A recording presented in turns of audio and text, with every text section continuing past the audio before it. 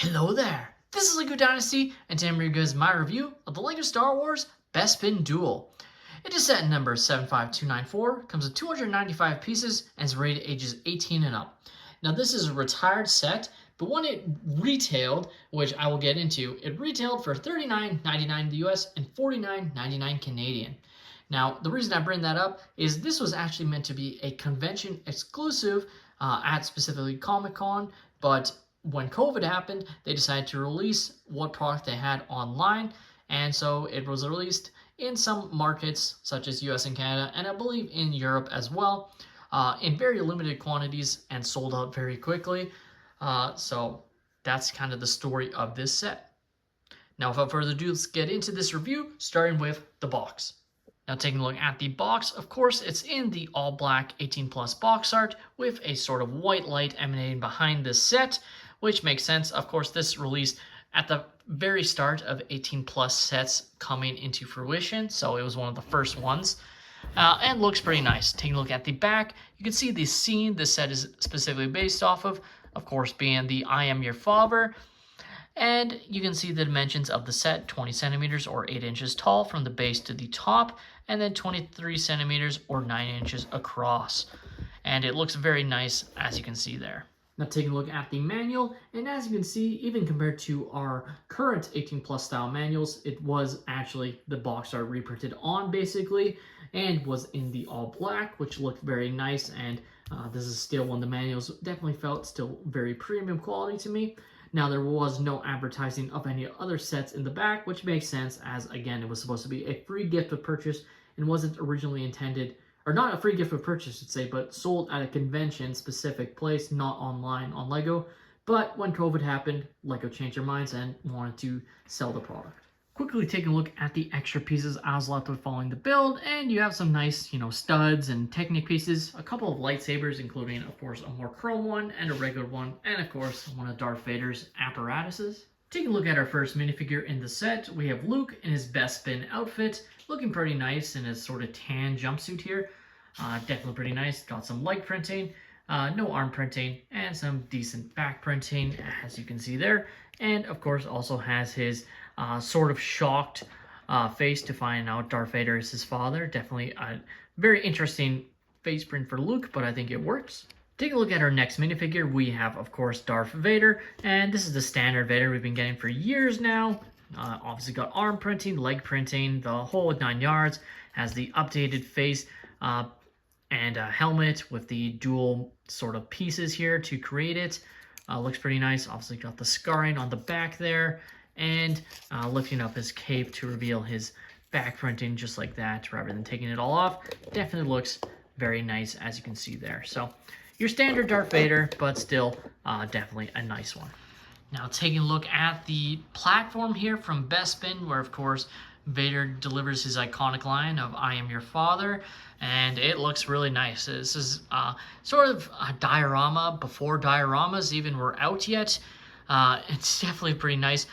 You can even tell because they used a sticker here rather than a print, as those became the standard going forward. You have the design here looking nice with the red, which is definitely pretty good, and some maneuverability of this. No idea if it's supposed to, but it obviously can, so that's nice. But I will generally leave it like that. The other side, a little bit more plain looking, obviously without that sort of plaque design. But that's fine. You obviously have the bricks here, which, if anything, I think it may have been better if it was just one more up. I think that might have helped it a little bit sizing-wise, just those 2 bricks on both sides there. That's just my perspective. You might be fine with it. They're utilizing these sort of bendy rods here for the handrails, which were actually pretty annoying, I have to say, getting to lock into place.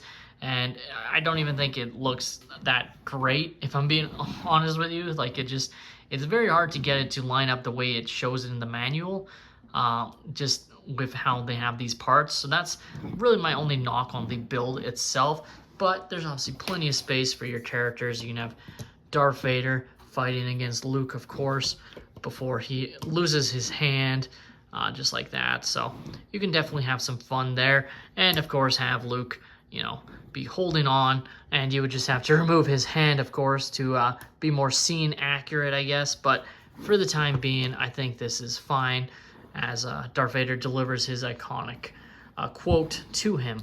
And the LEGO Star Wars Bespin Duel is, to me, a really great set that I just frankly wish was a more widely available set than what we got. I kind of wish that they decided to not keep the exclusivity and just did another batch when they released this set online. This set was available online for at least, it was available a lot longer than the Nebula B Frigate that was also convention exclusive that was sold on Lego.com. Because I just think it just kind of came out of nowhere and no one sort of expected it or realized that Lego was going to do it. So it just kind of was there, and then when it was gone, it was gone. Now, you can find it on the secondary market for pretty expensive prices. I actually think I got a really good deal getting this for about 150 Canadian dollars, which, again, this set originally retailed for 50, so only adding 100, 5 years after it, was out of, circulation from Lego is pretty good, especially for a convention exclusive, as ones that were sold, at Comic-Cons actually go for substantially more than even that, if they're even available in Canada itself, other than, of course, eBay. So overall, I think this is a great, thing from Lego to obviously not just, burn these sets, like to take them apart and just cancel it outright. I think it was smart for them, since they had already developed it, created the boxes, created the sets themselves. They had them available, and also just with the COVID pandemic, needed to get rid of them, and obviously probably made more money doing it the way they did than had they, just given it out at the convention. With that being said, overall, my thoughts are this is a great set, and if you're looking to get it, I would say get it now, because it's just the price is going to keep going up as these become less and less available. Let me know what your guys' thoughts on this set. Have you guys picked it up, or are you planning to? Please leave a like and subscribe if you have enjoyed, and have a great day, everyone.